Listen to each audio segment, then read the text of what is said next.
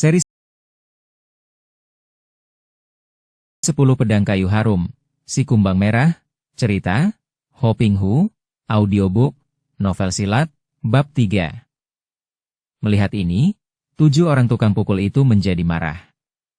Salah seorang di antaranya telah menubruk dari belakang dengan kedua lengan terpentang dan kedua tangan terbuka, siap untuk mencengkeram dan mencekik leher pengemis muda itu. Bun An membiarkan saja tangan itu mencengkeram lehernya dan si pencengkeram amat terkejut ketika merasakan betapa leher yang dicekiknya itu keras seperti besi. Pada saat itu Bun An sedikit miringkan tubuhnya dan siku kanannya menghantam ke belakang. Duck, ahai! Orang yang kena di siku dadanya itu terpental dan terbanting jatuh, seketika muntah darah karena dadanya seperti dihantam oleh toya besi saja. Kini para tukang pukul itu baru sadar bahwa pengemis muda ini sama sekali tidak boleh dibuat main-main. Mereka segera mencabut senjata lalu menyerang Bun An dari berbagai jurusan. Melihat gerakan mereka, maka tahulah Bun An bahwa mereka itu tidak boleh disamakan dengan para jagoan di rumah pelacuran. Karena itu dia pun segera mendahului mereka, tubuhnya bergerak cepat sekali sehingga bagi para pengepungnya tubuh itu bagai lenyap berubah menjadi bayangan yang terbang menyambar-nyambar. Lantas 7 orang jagoan itu roboh malang melintang di pekarangan itu. Dengan tenang Bun An melangkah memasuki ambang pintu, mendorong pintu kedua lalu masuk ke ruangan perjudian yang amat luas itu. Ada belasan meja judi dikelilingi banyak orang. Suasana di sana sangat pengap bagi dia yang baru masuk dari tempat terbuka. Ruangan itu penuh asap berbau tembakau, bercampur bau minyak wangi dari pakaian para pelacur yang menghibur para penjudi, dan bau keringat semua orang. 2 orang jagoan yang berjaga di sebelah dalam sudah tahu akan peristiwa yang terjadi di luar. Mereka ini memiliki tingkat yang lebih tinggi daripada mereka yang berada di luar tadi. Maka, begitu melihat Bun An melangkah masuk, dengan cepat 2 orang ini sudah menyambutnya dengan serangan pedang dari kanan kiri. Pedang kiri menusuk ke arah lambung, pedang kanan membacok kepala dari atas. Menghadapi kedua serangan pedang yang dilakukan serentak dan mendadak ini, Bun An yang semenjak tadi tak pernah kehilangan kewaspadaan sedetik pun, mengangkat kedua tangan menyambut. Tangan kanan bergerak ke samping dan tangan kiri bergerak ke atas. 2 orang penyerang itu terbelalak ketika merasa betapa pedang mereka tiba-tiba saja berhenti meluncur. Dan ternyata mereka melihat betapa pedang mereka terjepit di antara jari-jari tangan pemuda jembel itu.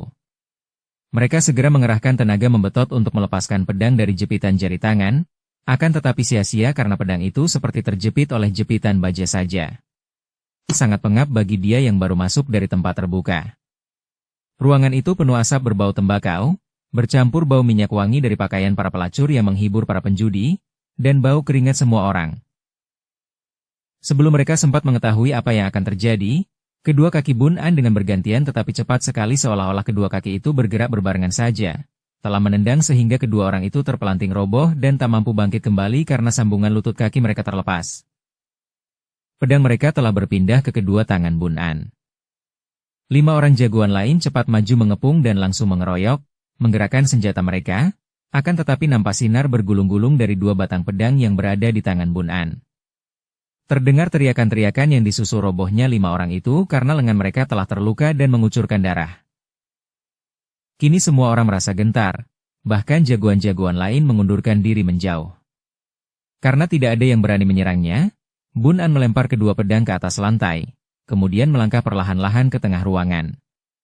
Semua mata memandang kepadanya, mata yang terbelalak dan muka yang pucat karena ketakutan.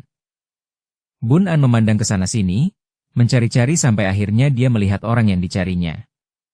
Tentu saja dia masih mengenal Ma Chun, orang yang sangat dibencinya itu.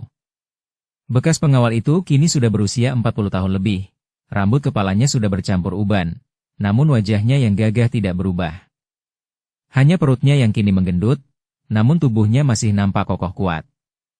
Melihat orang yang dicarinya ini, Bun An menghampiri dan kini dia berdiri di depan Ma Chun dalam jarak 5 meter. Ma Chun, tinggalkan mejamu dan majulah ke sini, kata Bun An, suaranya halus namun mengandung getaran dendam kebencian. Ma Chun mengerutkan alisnya. Dia sendiri adalah seorang jagoan yang memiliki ilmu silat yang cukup tinggi. Maka tentu saja dia tidak gentar melihat pengemis muda yang tadi mengamuk. Akan tetapi, ketika pengemis muda itu memanggilnya, dia merasa penasaran dan juga marah. Bocah pengemis, aku Ma Chun tidak punya urusan dengan engkau. Pergilah dan jangan menggangguku, Dia membesarkan suaranya agar lebih berwibawa karena pada saat itu semua orang memandang kepadanya dan kepada pengemis muda yang tidak dikenalnya itu. "Mhachun, buka matamu lebar-lebar dan lihat siapa aku." Bun An berkata lagi, suaranya tetap halus, namun mengandung sesuatu yang membuat semua orang bergidik. Mhachun memandang dengan penuh selidik, lantas mengerutkan alisnya lebih dalam dan menghardik. "Jembel busuk, aku tidak mengenal orang macam engkau. Pergilah sebelum hilang kesabaranku." Mhachun yang percaya akan kemampuannya sendiri itu menggertak, adapun tangannya telah meraba gagang pedangnya yang selalu berada di dekatnya dan pada saat itu pedangnya berikut sarung pedang terletak di atas meja judi. Bun An tersenyum mengejek, sepasang matanya menyorotkan sinar dingin yang mau tak mau terasa juga oleh Mhachun sehingga membuat tengkuknya terasa agak dingin. "Mhachun, namaku Tang Bun An." Mhachun terbelalak, "Hahaha.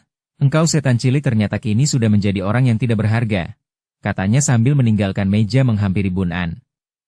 Setelah kini dia mengenal Bun An, seketika lenyaplah rasa jeri yang tadi sedikit banyak ada padanya dan terganti dengan pandangan rendah dan menghina. Sejak melihat Mhachun tadi, Bun An sudah merasa seolah-olah ada api bernyala panas di dalam dadanya. Mendengar penghinaan itu kemarahannya langsung meluap-luap dan dia pun melangkah maju sehingga kini mereka berhadapan dalam jarak 2 meter saja. Saling pandang dengan sinar mata penuh kebencian. "Bun An jembel busuk, apakah engkau datang untuk mengemis padaku? Nih, uang kecil untukmu." Sambil berkata demikian, dengan sikap dan pandang mata menghina sekali Mhachun mengambil 3 keping uang kecil dari sakunya dan dilemparkan ke depan.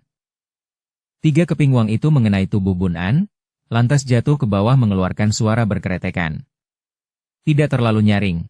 Akan tetapi karena semua orang dia menahan napas dengan hati tegang, jatuhnya 3 buah mata uang itu menimbulkan suara yang nyaring. "Mhachun, dengarlah, buka telingamu lebar-lebar. Aku datang bukan untuk meminta uang, melainkan untuk mengambil nyawamu." Suasana menjadi semakin tegang setelah kata-kata ini keluar dari mulut pengemis muda itu. Tidak lantang, namun karena suasana amat sepi dan hening seolah-olah di situ tidak ada manusia lain, maka terdengar jelas dan menimbulkan ketegangan mendalam. Wajah Mhachun berubah merah sekali saking marahnya. Sing, pedang itu telah dicabutnya. Dengan tangan kiri memegang pedang Mhachun sudah menubruk maju ke depan, segera menyerang Bun An dengan sabetan pedangnya, tidak malu-malu lagi menyerang seorang pemuda yang tidak memegang senjata apapun. Namun Bun An menghadapi serangan pedang itu dengan tenang saja. Tingkat kepandaiannya sudah jauh lebih tinggi daripada Mhachun. Maka ketika pedang berkelebat menyambar ke arahnya, dia segera menangkis dari samping dengan menampar ke arah pedang itu. Plak! Pedang itu dapat ditangkapnya. Semua mata terbelalak memandang, hampir tidak percaya. Bagaimana mungkin pemuda jembel itu berani menangkap pedang yang amat tajam dan digerakkan oleh seorang yang bertenaga besar seperti Mhachun? Akan tetapi kenyataannya pedang itu dapat ditangkap dan kini nampak Mhachun bersitegang hendak menarik pedangnya agar tangan pemuda itu terbabat buntung. Akan tetapi sama sekali tidak berhasil. Sekali lagi dia membetot akan tetapi tiba-tiba Bun An melepaskan pegangannya sehingga tubuh Mhachun segera terjengkang. Sambil tersenyum mengejek Bun An memberi isyarat kepadanya agar bangkit kembali. "Berdirilah dan keluarkan semua kepandaianmu sebelum kau kubunuh." Wajah Mhachun menjadi pucat sekali dan mulailah dia meragukan kemampuannya sendiri, hal yang belum pernah dia lakukan.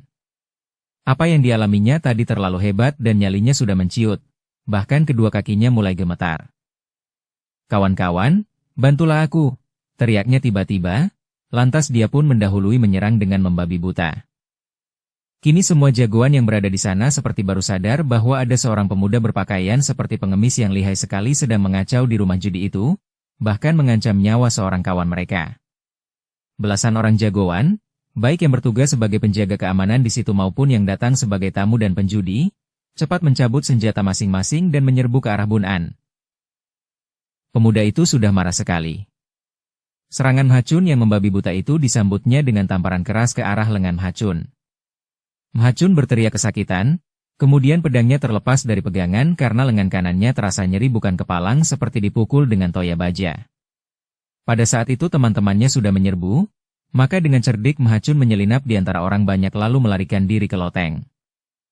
Bun An mengamuk hebat, tubuhnya lantas berkelebatan di antara para pengepung dan pengeroyoknya, Akan tetapi matanya tidak melepaskan pintu keluar, takut kalau-kalau Mhachun lolos keluar.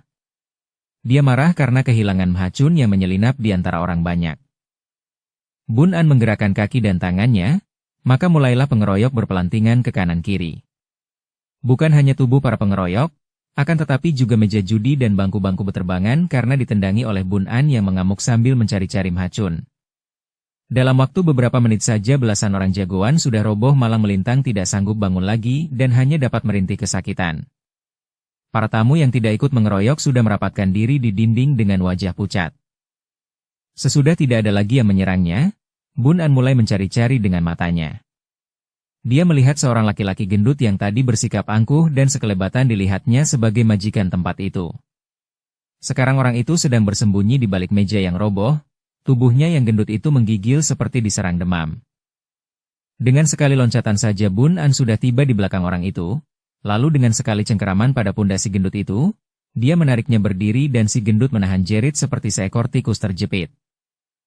Hayo katakan, di mana adanya Mhachun? Bun An merasa yakin sekali bahwa orang yang dicarinya tentu masih berada di situ karena sejak tadi dia memperhatikan pintu keluar dan tidak melihat Mhachun keluar dalam keributan tadi. Tidak, tahu, si gendut menggeleng kepalanya. Apa kau minta mati?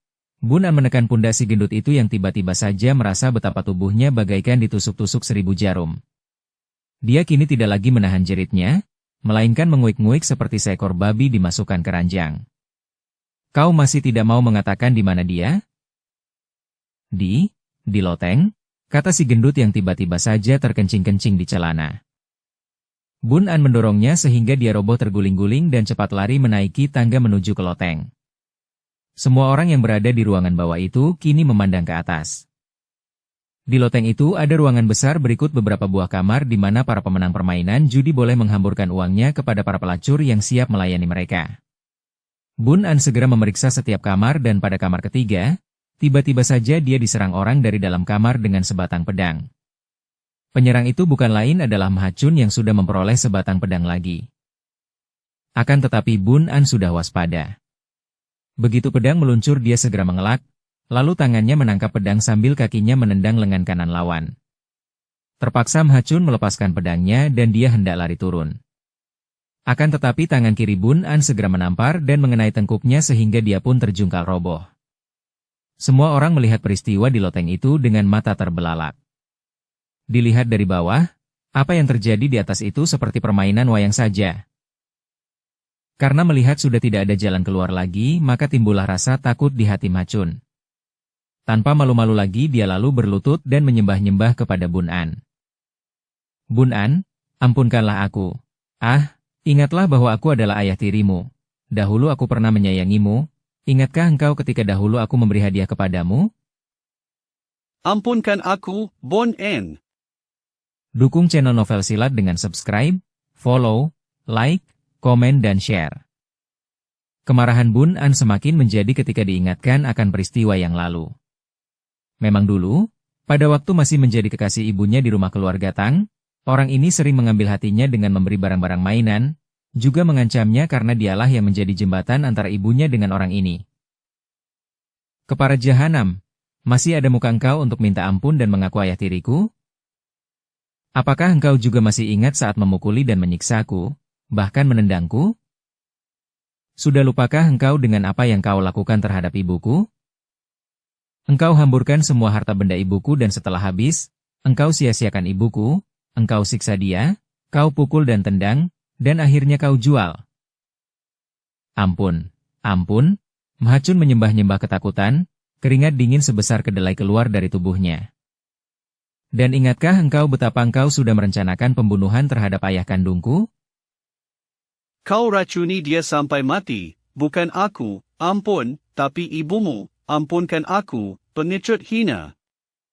Biarpun kau tebus dengan kedua tanganmu, engkau masih belum dapat membayar hutangmu kepadaku. Kini berikan kedua tanganmu. Sambil berkata demikian nampaklah sinar pedang berkelebat, yaitu pedang yang tadi dirampas Bun An dari tangan Mhachun. Mhachun menjerit dan kedua tangannya sebatas bawah siku terbabat buntung. Demikian cepatnya pedang itu berkelebat sehingga kedua lengan itu buntung tanpa dirasakan Mhachun yang baru menjerit setelah melihat betapa kedua lengannya tak bertangan lagi. Dengan kakinya Bun An menendang kedua potongan lengan itu ke bawah loteng. Semua orang memandang terbelalak, muka mereka pucat karena ngeri melihat dua buah tangan itu melayang jatuh di atas meja judi.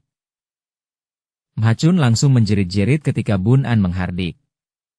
Dan serahkan kedua kakimu untuk membayar hutangmu kepada ibuku. Kembali pedang berkelebat dan Mhachun mengeluarkan jeritan yang lebih mengerikan lagi ketika tiba-tiba saja kedua kakinya sebatas lutut terbabat buntung oleh pedang. Tubuhnya terpelanting, berkelojotan sambil mulutnya masih merintih-rintih. Bun An juga menendang kedua potongan kaki itu ke bawah loteng. Kini semua orang menggigil. Sekarang berikan kepalamu untuk membayar hutangmu kepada ayah. Pedang berkelebat dan tubuh Mhachun tidak bergerak lagi, tidak menjerit lagi, melainkan terlihat darah muncrat-muncrat ketika lehernya terbabat buntung oleh pedang. Kepalanya ditendang dan menggelinding ke bawah loteng. Bun An melemparkan pedangnya dan sekali lompat, dia sudah melayang turun ke bawah loteng. Melihat tumpukan uang di atas meja-meja, juga berserakan di bawah, dia teringat akan kebutuhan ibunya. Dia lalu mengambil semua uang itu, dimasukkan ke dalam taplak meja, dibungkusnya lantas dipanggulnya. Sebelum pergi dia memandang kepada semua orang dan berkata lantang. Aku mengambil uang ini bukan merampok, melainkan mengambil kembali sebagian dari harta ibuku yang dihamburkannya di tempat ini. Kalau ada yang penasaran, carilah aku, Xiao Kai. Lalu dia keluar dari tempat judi itu dengan tenang.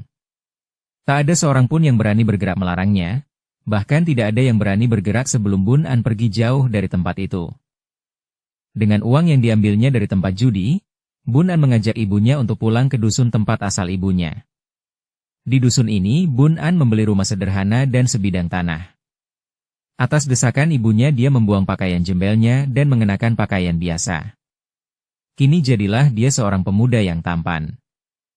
Karena uang yang diambilnya dari rumah judi itu tidak terlalu banyak, hanya cukup untuk membeli sebidang tanah, pakaian untuk dia dan ibunya, juga perabot rumah sederhana, maka uang itu pun lantas habis sehingga Bun An bersama ibunya harus bekerja di ladang untuk keperluan sehari-hari. Beberapa bulan kemudian, sesudah ibu dan anak itu hidup tenang di dusun itu, Kui Hui mulai membujuk putranya untuk menikah. Usiamu sudah cukup, anakku, dan aku pun sudah ingin sekali menggendong cucu. Gadis keluarga Lui di dusun sebelah amat cantik, menjadi kembang dusun-dusun di daerah ini. Aku ingin melamarnya untukmu, anakku. Bun An tersenyum. Memang usianya kini sudah 20 tahun lebih, dan dia pun sudah pernah melihat gadis yang dimaksudkan oleh ibunya. Gadis keluarga Lui itu bernama Kim Bue, berusia 18 tahun dan memang cantik sekali bagaikan setangkai bunga bue. Maka dia pun mengangguk dengan senang, menyatakan setuju. Pinangan segera diajukan dan diterima dengan senang oleh keluarga Lui, apalagi karena keluarga itu melihat Bun An adalah seorang pemuda yang amat tampan, juga rajin bekerja dan masih berdarah bangsawan, karena kepada perantara Kui Hui membisikkan bahwa putranya adalah keturunan keluarga Tang di kota raja yang pernah menjabat kedudukan tinggi. Pernikahan dilangsungkan dengan sederhana namun cukup meriah bagi penghuni dusun. Lantas Bun An memboyong istrinya ke rumahnya. Karena istrinya memang cantik manis dan lembut, maka mudah saja bagi Bun An untuk jatuh cinta kepada Lui Kim Bue. Sejak pernikahan mereka, selama berbulan-bulan berikutnya kedua orang suami istri muda ini hidup berenang di dalam lautan kemesraan dan nampaknya saling mencinta. Namun diam-diam wanita muda yang pernah menjadi kembang dusun itu kadang-kadang merasa menyesal dan kecewa bukan main. Sesudah gairah api birahi mulai mengecil dan tidak sepanas pada masa pengantin baru, istri yang masih muda belia ini mulai melihat kenyataan betapa dia masuk ke dalam kehidupan keluarga yang sangat sederhana, kalau tidak dapat dinamakan miskin. Suaminya memang tampan, akan tetapi apa artinya ketampanan kalau kehidupan mereka demikian sederhana, bahkan sama sekali tidak mewah? Memang harus diakuinya bahwa sebagai istri petani muda, dia tak kekurangan makan. Akan tetapi makanan sederhana, dengan sayur-sayur dan jarang bertemu daging. Dan pakaiannya. Sudah hampir setahun dia menikah tapi belum satu juga pakaiannya bertambah dan dia harus memakai pakaian-pakaian yang dibawanya dari rumah, walaupun memang pakaian itu belum rusak. Sejak masih muda sekali Kim Bue menjadi kembang di dusunnya. Bahkan kecantikannya terkenal hingga ke dusun-dusun tetangga dan banyak sudah pemuda-pemuda anak orang kaya, bahkan orang-orang yang mempunyai kedudukan seperti kepala dusun dan lain-lain yang tergila-gila kepadanya. Namun orang tuanya malah memilih dan menerima pinangan Tang Bun An. Tadinya dia menyangka bahwa selain seorang pemuda tampan, tentu Tang Bun An juga anak seorang kaya raya karena bukankah dikabarkan bahwa Tang Bun An adalah putra bangsawan tinggi di kota raja yang telah meninggal? Sebagai putra seorang bangsawan, tentu dia sudah menerima banyak warisan. Akan tetapi setelah menjadi istri Bun An, dia melihat kenyataan bahwa pemuda itu sama sekali tidak memiliki apapun kecuali sawah ladangnya yang tidak berapa luas, dan rumah yang sangat sederhana pula. Setelah pernikahan itu berjalan setahun lamanya, barulah wanita muda bernama Lui Kimbo itu melihat kenyataan bahwa ketampanan wajah suaminya saja tidak dapat membuat dia merasa bahagia. Selama beberapa bulan wajah tampan itu memang mengasyikkan, tetapi kemudian dia menjadi bosan, apalagi jika dia melihat wanita-wanita lain yang kaya di dusun itu atau pendatang dari kota, yang mengenakan perhiasan gemerlapan, pakaian sutra halus indah yang mahal, sepatu yang indah pula, naik kereta yang mewah. Mulailah nyonya muda ini bersikap tidak manis kepada suaminya, bahkan dia mulai suka berkunjung ke rumah tetangganya. Seorang janda setengah tua yang disebut Bibi Ciok dan di sini dia melampiaskan kekecewaan dan penyesalan hatinya kepada tetangga ini. Ia sama sekali tidak pernah mau membantu suaminya yang sibuk di sawah ladang, bahkan tidak mau membantu ibu mertuanya yang sibuk di dapur dan di rumah. Bibi Ciok adalah seorang wanita yang dulu menjadi pelacur di kota, yang setelah tua dan berhasil mengumpulkan banyak uang lalu pulang ke dusun ini dan hidup sebagai seorang janda yang tidak akan kekurangan makan karena memiliki sawah yang cukup. Mendengar keluhan serta celaan Kim Bue ini, dia tidak tinggal diam melainkan menanggapi, bahkan menyatakan turut menyesal mengapa Kim Bue yang pernah menjadi kembang beberapa buah dusun di sekitar situ, yang diperebutkan oleh banyak orang kaya, sekarang menjadi seorang istri seorang pria yang miskin. Kasihan sekali engkau ini, Kim Bue. Demikian antara lain Bi Ciok berkata dan karena dia sudah akrab sekali dengan nyonya muda ini maka dia memanggil namanya begitu saja. Seorang wanita muda yang cantik jelita dan manis seperti engkau ini, kalau di kota raja pasti sudah menjadi istri seorang pemuda kaya raya, bahkan tidak aneh kalau engkau menjadi istri bangsawan. Sedikitnya istri muda yang hidup berenang dalam kemuliaan dan kekayaan. Namun di sini engkau hanya menjadi istri seorang petani. Memang Tang Bun An itu seorang putra bangsawan. Akan tetapi bangsawan itu telah meninggal dunia dan kau tahu? Ibunya diusir dari sana karena disangsikan bahwa Tang Bun An itu putra bangsawan Tang, mungkin anak dari hasil hubungan gelapnya dengan perwira pengawal. Dan setelah keluar dari keluarga Tang, ibu Bun An itu menjadi seorang pelacur. Ah, Kim Bue terbelalak dan mukanya berubah merah. Aku berani bersumpah, Kim Bue. Aku melihat dengan kedua mataku sendiri. Kata Bibi Ciok dan hal ini memang bukan bohong. Karena dia sendiri pernah menjadi pelacur maka pernah pula melihat ibu Bun An yang sangat terkenal ketika mula-mula jadi pelacur. Demikianlah, Kim Bue mulai keracunan hatinya dan dia merasa lebih dekat dengan Bibi Ciok daripada dengan ibu mertuanya. Dan kesempatan ini tak disia-siakan oleh Bibi Ciok yang bermata tajam. Seorang wanita muda seperti Kim Bue ini, yang sedang mengalami kekecewaan dan penyesalan terhadap suaminya, yang haus akan kemuliaan, kekayaan dan kemewahan, merupakan seekor domba yang jinak dan daging yang lunak bagi para serigala dan buaya. Dia pun melihat kesempatan terbuka lebar baginya untuk mengeduk keuntungan sebanyaknya. Demikianlah, sebagai seorang wanita yang berpengalaman Bibi Ciok dapat menghubungi Lai Jungcu, Lurah Lai, yaitu lurah dari dusun tempat Kim Bue yang pernah tergila-gila kepada Kim Bue. Lurah ini kaya raya dan terkenal mata keranjang, dan pernah Bibi Ciok mencarikan seorang gadis dusun untuk menjadi mangsa lurah yang haus perempuan ini. Oleh karena itu maka dia berani menghubungi Lai Jungcu dan menceritakan bahwa dia mampu membantu lurah itu kalau masih ada gairah besar terhadap Lui Kim Bue yang kini telah menjadi nyonya Tang Bun An. Mendengar ini tentu saja sang lurah yang mata keranjang menjadi girang sekali.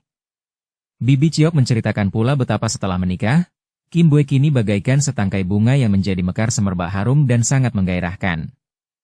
Tentu saja mula-mula sang lurah merasa khawatir dan tidak percaya, namun Bibi Ciok menenangkan hatinya.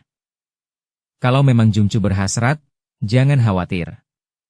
Saya akan mengaturnya dan takkan ada seorang pun yang mengetahuinya. Setiap hari suaminya sibuk di sawah, adapun ibu mertuanya sibuk di dapur. Hampir setiap hari si Denok cantik itu bermain-main ke rumah saya dan dia seperti anak saya sendiri. Lalu keduanya mengatur siasat. Sang lurah akan berkunjung ke rumah janda tua ini, dan sang janda yang akan mengatur agar kedua orang itu akan dapat bertemu di rumahnya. Bibi Ciok juga mulai mengatur siasat di rumahnya. Bagai seekor laba-laba yang membuat jaring halus untuk membuat perangkap dan menangkap lalat yang bukan lain adalah Kim Bue.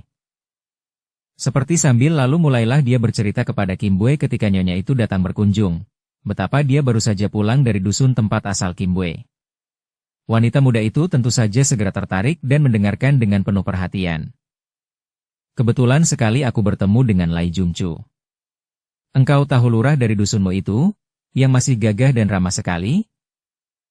Juga dia terkenal kaya dan dermawan. Kim Bue mengangguk. Tentu saja dia mengenal lurah itu, bahkan sudah dikenalnya sejak dia masih kecil. Kau tahu, Kim Bue, Lai Jungcu itu masih terhitung saudara misanku. Ketika ku ceritakan bahwa engkau kini tinggal bertetangga dengan aku dan seringkali datang berkunjung, dia kegirangan bukan main dan bertanya banyak sekali tentang dirimu. Nampaknya dia rindu sekali kepadamu, Kim Bue. Kim Bue mengerutkan alisnya dan mukanya berubah merah. Ah, kenapa begitu? Dia tidak mempunyai hubungan dengan aku.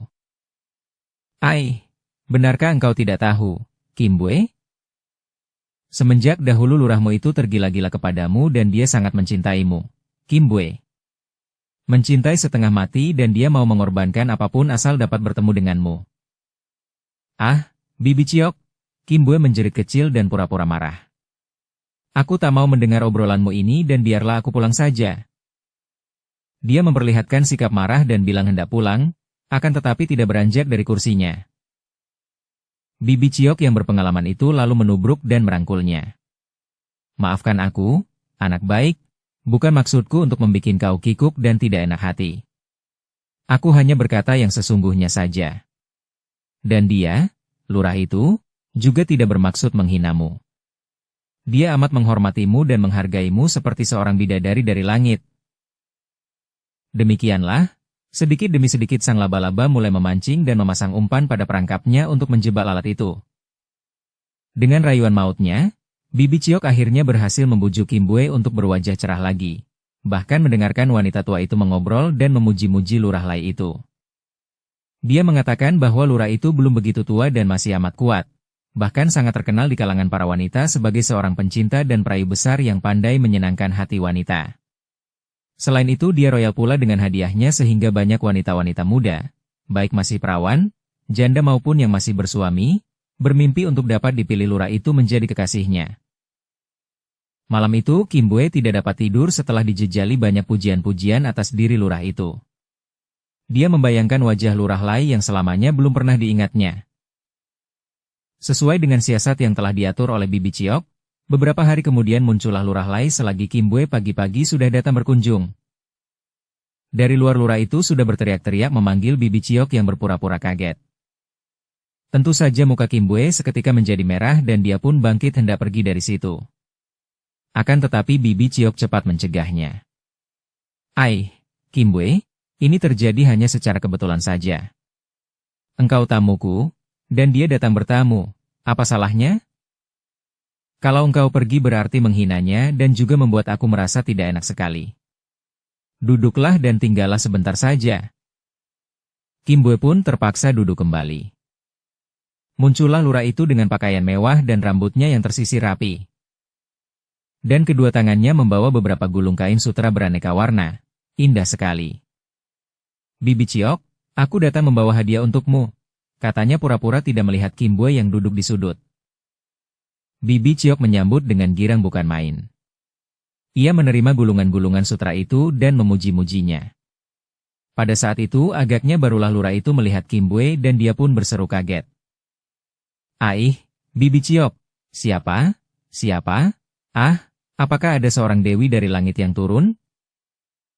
Bibi Ciok tertawa genit. Ih, masa Jungcu lupa? Dia adalah Kim Bue, ya Tuhan. Lurah itu berseru dan matanya terbelalak, memandang kagum sekali. Dia tiada ubahnya seorang bidadari. Ah, maaf, sungguh aku tidak mengenalmu lagi Nona Kim Bue. Sekarang nyonya ya, maafkan aku. Semenjak tadi Kim Bue menundukkan mukanya yang menjadi merah sekali bagai udang direbus, akan tetapi membuat mukanya menjadi semakin cantik, mulutnya menyungging senyum dan matanya melirik dari bawah. Ah, Jungcu terlalu memuji. Bibi, aku pamit pulang saja. Nanti dulu, engkau duduklah sebentar, kata Bibi Ciok yang segera pergi ke belakang pura-pura hendak mengambil minuman. Benar, Nyonya, bukankah sejak dahulu kita telah saling mengenal? Ah, kebetulan sekali hari ini hari baik, aku menerima banyak keuntungan dari kota raja, dari penjualan rempah-rempah dan aku sedang suka sekali memberi hadiah. Bibi Ciok kuhadiahi kain-kain sutra dan aku pun ingin memberikan hadiah kepadamu. Wah, tapi apa ya? Tak ada yang cukup berharga untukmu. Biar kuambilkan dari rumah, kupilih yang paling berharga. Akan tetapi, sementara ini terimalah sedikit barang ini. Dia lantas mengeluarkan sebuah kotak kecil dari saku bajunya, membuka kotak kecil itu dan menyerahkannya kepada Kim Bue.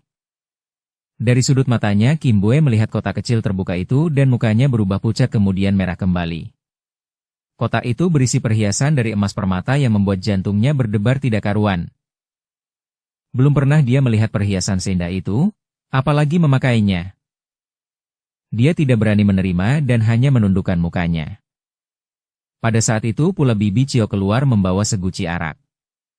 Melihat lurah itu meletakkan sebuah kotak terbuka berisi perhiasan di atas meja di depan Kim Bue, dia mengeluarkan seruan kagum. "Ai, perhiasan yang begini indah. Kim Bue, engkau boleh menerima pemberian itu."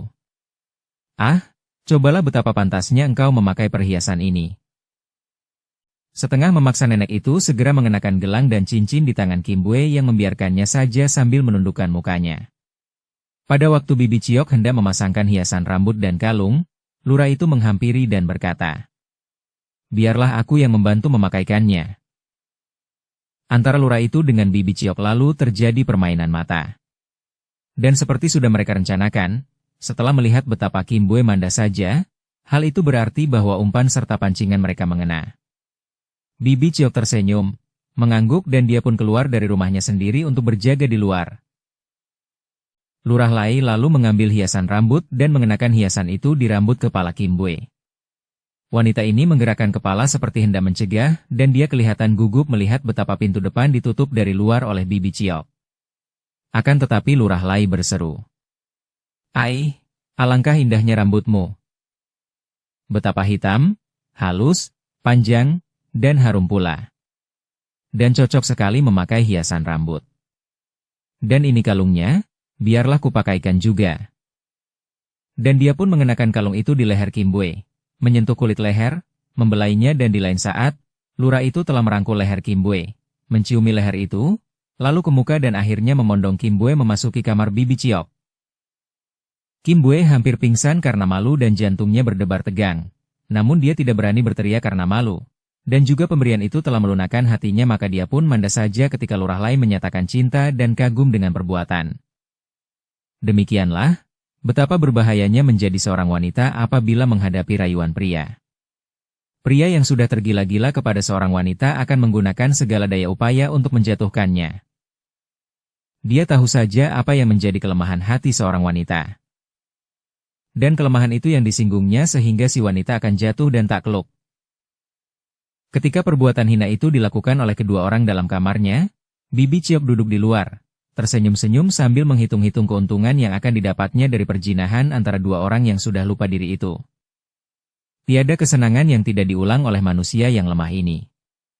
Setiap pengalaman yang menyenangkan akan dicatat di dalam ingatan, kemudian kita selalu mendambakan pengulangannya. Demikian pula dengan Lurah Lai dan Lui Kim Bue. Keduanya mendapatkan kesenangan dari perjinahan itu, bukan hanya kesenangan karena nafsu jala mereka terlampiaskan, melainkan juga karena Kim Bue menerima hadiah yang banyak. Hadiah-hadiah itu tentu saja tidak dibawa pulang oleh Kim Bue, melainkan dititipkan kepada Bibi Ciok dan hanya dipakai kalau dia berkunjung ke rumah wanita itu. Bersambung ke bab 4. Dukung kami dengan subscribe, follow, like, komen dan share. Terima kasih.